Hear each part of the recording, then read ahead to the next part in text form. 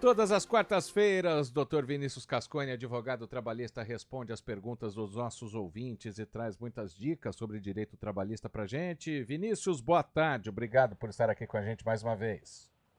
Boa tarde, Marco. Boa tarde a todos os também em Campinas. É sempre um prazer estar com vocês aqui. Vamos falar, então, começando com a pergunta do nosso ouvinte, o André. Ele estava acompanhando na semana passada que nós falamos sobre férias, né? E ele deixou aqui uma pergunta hoje para a gente retomar o assunto. Caso eu queira vender 10 dias das minhas férias, a empresa pode se negar a comprar? Não, você vai sair 30 e eu não vou te pagar esses 10 dias? Não, Marco, nesse caso, esse é um direito do empregado. Ele pode requerer que a empresa cumpra esses 10 dias. A empresa ela é obrigada a fazer os pagamentos para ela, comprar esses dias dos empregados. Vamos seguir, então, falando aqui sobre os outros direitos, né? Na semana passada você falava de pelo menos 15 dias em uma das férias, né? Isso fica valendo de qualquer forma. Aí depois, por exemplo, se a pessoa quiser fazer igual o André está perguntando aqui, sai 15, depois sai só 5, que são 5 dias úteis, e vende os outros 10, isso pode acontecer? Isso pode ser feito. Na verdade, o direito aos 10 dias, ele sim, pode vender a qualquer tempo. Você colocou o estacionamento de forma muito correta, Marcos, porque realmente você estabeleceu o limite mínimo de 5 dias. Um dos 3 períodos não pode ser inferior a 5 dias. Então, nesse caso, o empregado ele pode, sim, requerer esse direito de vender os 10 dias, gozar dos 15 inicialmente e depois gozar dos mais 5. Doutor, boa tarde. Agora, se o empregado estiver precisando aí de um pouco mais de dinheiro, quiser vender um período superior a esses 10 dias, aí isso já não é permitido, né? Quais são as regras em relação a esse período máximo que pode ser vendido?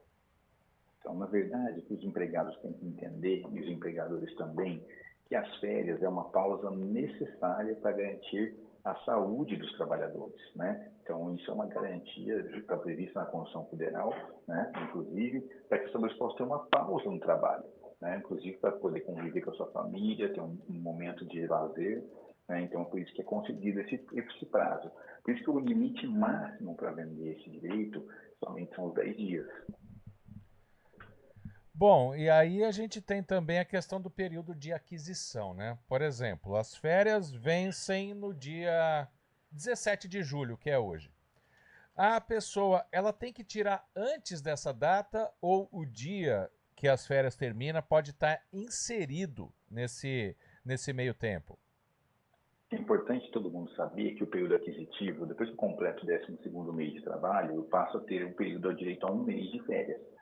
E aí, é claro que eu posso gozar essas férias, se utilizar dessas férias, sendo mais claro com os ouvintes, né, num período até o vencimento das segundas férias. Então, quando eu for completar o segundo período de férias, né, na verdade, um segundo período efetivo, então os próximos 12 meses, eu tenho que gozar dessas férias justamente para não incorrer numa penalidade, né? Então, a empresa ela é obrigada a conceder as férias dos trabalhadores nesse período. Então, antes de completar o segundo período de férias, eu preciso ter gozado integralmente os 30 dias de férias daquele primeiro período.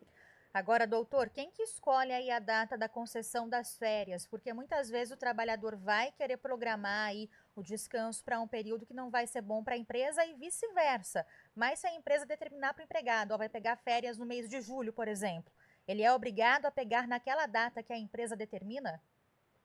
O que é importante sempre é tentar construir um diálogo, né? O empregado Sim. tentar construir um diálogo com a empresa tentar organizar as férias desse empregado de acordo com a possibilidade e também a necessidade do empregado. Eu sempre falo que o diálogo é muito importante na relação de trabalho, mas pela lei, quem determina o período de férias é sempre o empregador. Então a empresa, o empregador no caso, é que vai determinar qual é o período de férias que o empregado vai poder gozar.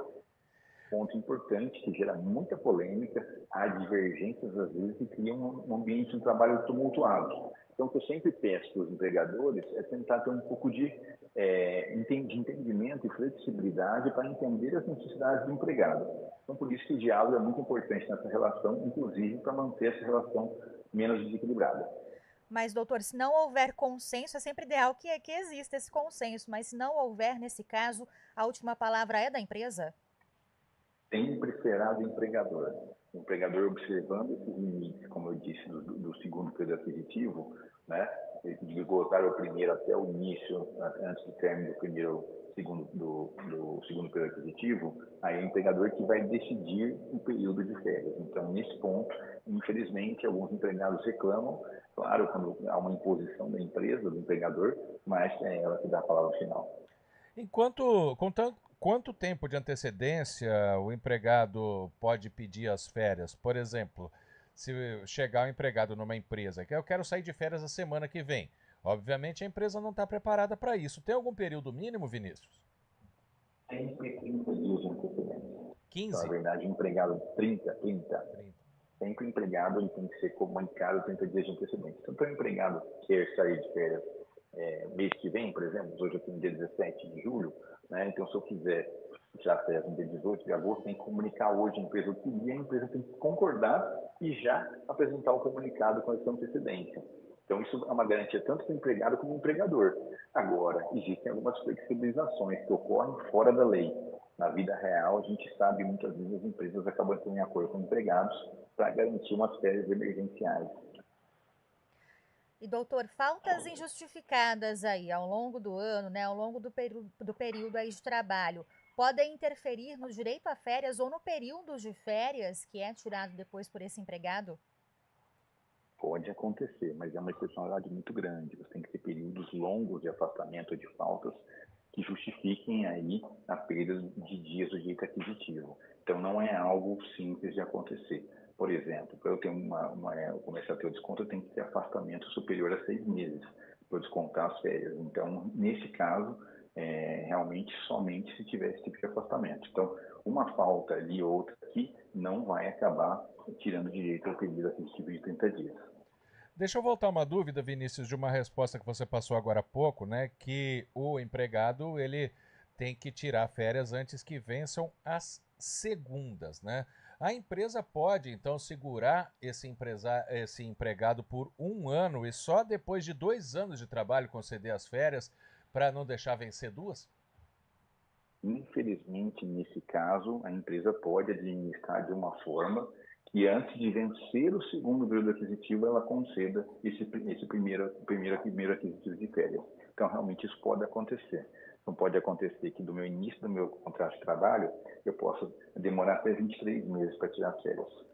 Doutor, quando acontece esse exemplo, né, que a gente citou agora, do acúmulo de 2 períodos de férias e esse funcionário é demitido, por exemplo, além do pagamento em dobro, a empresa tem que pagar algum adicional, né? Como é que fica aí nessas situações de demissão quando há esse acúmulo de 2 férias, por exemplo?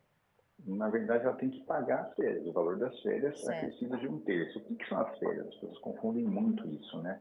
Na verdade, as férias nada mais são que aquele período, o salário do mês que o trabalhador trabalharia caso estivesse na ativa. Então, se ele foi afastado para as férias ou a suspensão do seu contrato de trabalho para isso, ele vai receber o salário daquele mês acrescido do terço constitucional. O que é isso? É 1/3 do salário na prática. Então, o que tem a mais, além das férias em dobro, se vencer duas, é simplesmente o fato de receber o terço constitucional, que é uma garantia para todo empregado. Então, toda vez que eu tirar férias, sempre vou ganhar 1/3 a mais na minha remuneração.